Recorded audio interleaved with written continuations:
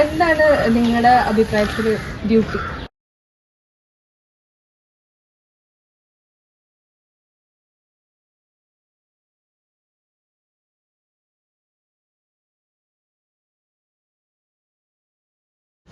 Smile കൊടുക്കുമ്പോൾ കുടുംബം, എൻ്റെ ഭാര്യ, ഒരു മനസ്സ്, ലുക്കുള്ള ഒരാൾ, പരിപാടി ചായ quality, if you are able to help a person. നമ്മൾ പരിചയമുള്ള ആളായാലും പരിചയമില്ലാത്ത ആളായാലും നമ്മൾ അങ്ങടെ ഒരു സ്മൈൽ കൊടുക്കുമ്പോൾ തിരിച്ച് നമുക്കൊരു സ്മൈൽ തരുന്നതാണ് എൻ്റെ കാഴ്ചപ്പാടിൽ ഏറ്റവും ബ്യൂട്ടിഫുൾ ആയിട്ടുള്ള ഒരു കാര്യം. കുടുംബജീവിതം, മക്കള്, പേരമക്കള്, അവരുടെ ജീവിതം മുന്നോട്ട് പോകുന്ന ഏത് രീതിയിലാണെങ്കിൽ നല്ല രീതിയിൽ പോകും. അതാണ് ആഗ്രഹിക്കുന്നത്. ഏറ്റവും വലിയ എൻ്റെ ജീവിതത്തിൽ ഏറ്റവും ഇഷ്ടപ്പെട്ടതും ഞങ്ങളുടെ കുടുംബജീവിതം മുന്നോട്ട് പോകുന്നത് എൻ്റെ ഭാര്യ. എന്നെ മുന്നോട്ട് കൊണ്ടുപോകുന്നത് എൻ്റെ ഭാര്യ.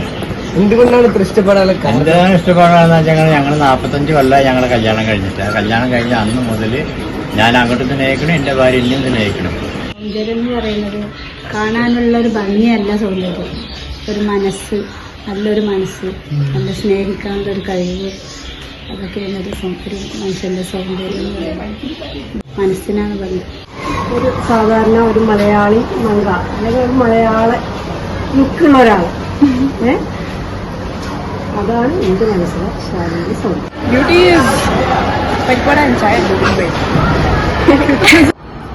Well, as per my concern, beauty seems to be something that is within you.